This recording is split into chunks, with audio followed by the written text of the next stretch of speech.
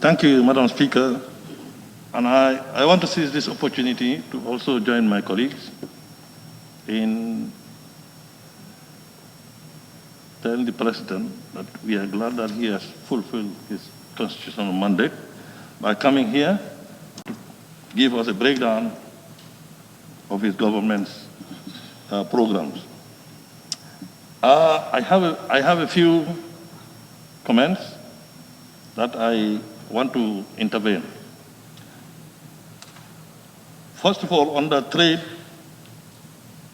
industry, regional integration, and employment, together with foreign affairs.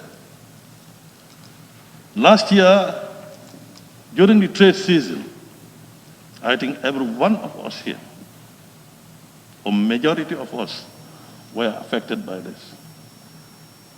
We have a Senegalese company in Dakar, in Senegal, that was sending agents into Gambia and buying our nuts from our farmers. I happen to be a member of the trade committee. We called in GRA, the police, foreign affairs, trade, and asked them, why was that possible? How was that possible? And they told us that Senegalese government has a bilateral agreement with China that made that possible.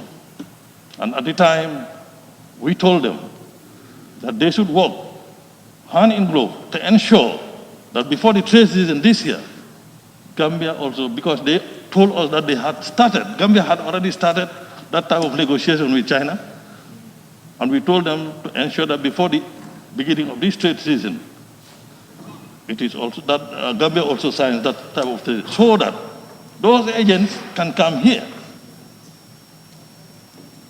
work with DGC, have their agents in the Gambia, create employment, and buy our nuts at a little more expensive price than what the government was allocating. So I thought of bringing this so that the Vice President would take a note on this, and it will be discussed with the ministries concerned.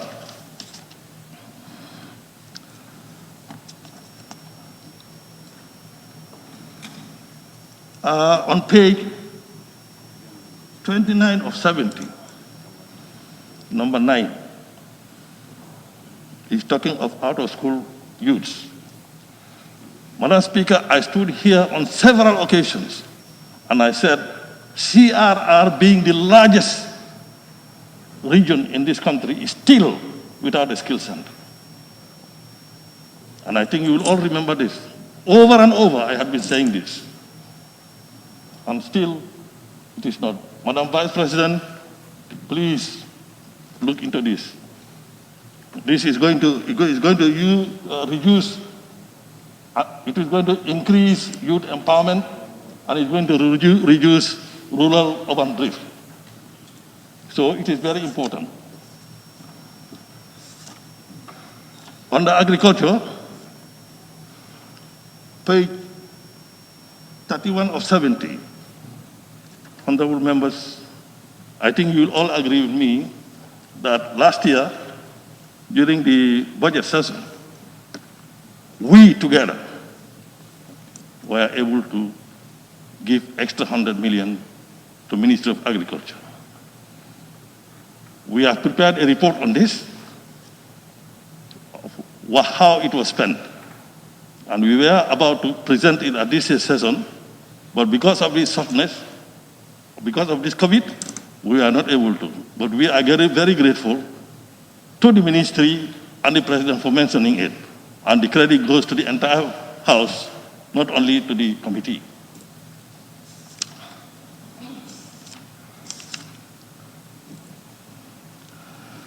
On page 36 of 70, why he talks about National Youth Service. Although it's going to be started this year, but I think this is a good venture. And I support this.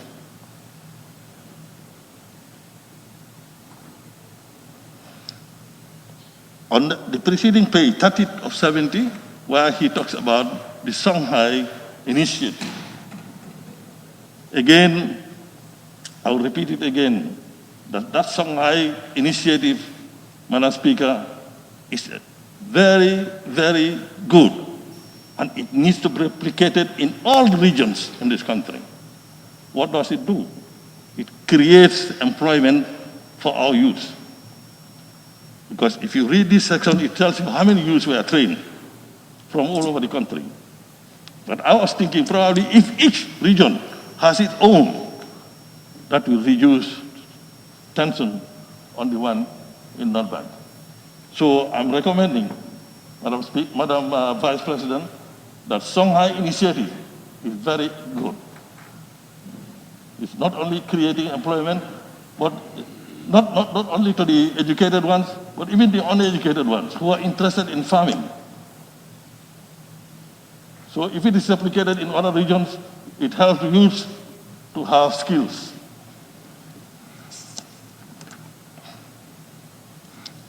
On the arts and tourism and culture,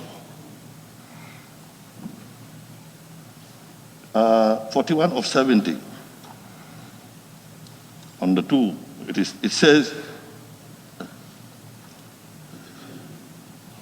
the door is open, now open for the Gambia, create industries to benefit from the UNESCO International Fund for Cultural Diversity. Madam Speaker, I think you will all remember Janjanbureh was among the first towns in this country that started cultural week, that we call Chosan. And later on was taken from us. And now we are trying to create it again. Although I recognize that the Ministry of Youth is sponsoring our Konkurang Festival every year. But this time, we want to create the grand one that we used to do. And we are hoping that from the funds, we may be able to get some to organize this. Madam Speaker, finally, I was expecting to find in this report strategy for post-COVID.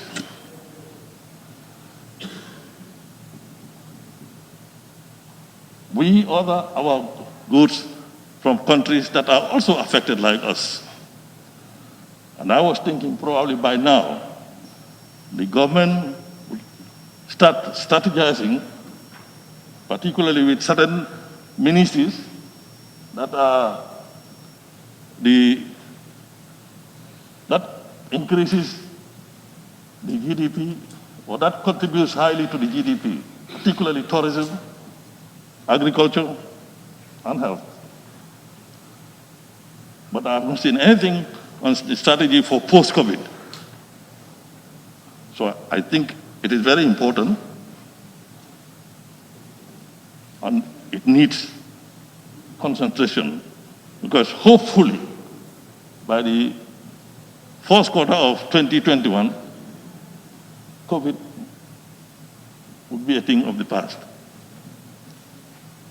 So it is now that we start thinking of what do we do, how do we encourage those institutions that should be able to quickly